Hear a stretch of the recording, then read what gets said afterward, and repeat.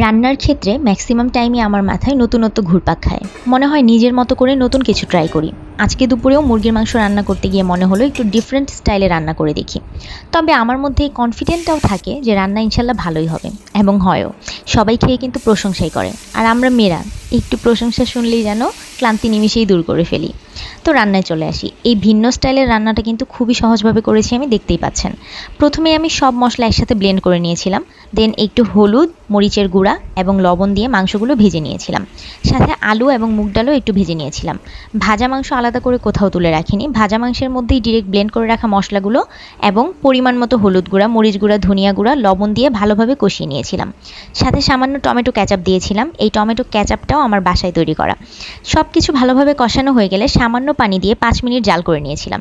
আর উঠানোর আগে একটু জিরা গুঁড়া দিয়ে তুলে ফেলেছিলাম। এটা স্কিপ হয়ে গেছে আমার ভিডিওতে। তো আপনারাও কিন্তু ট্রাই করে দেখতে পারেন, আশা করি ভালো লাগবে।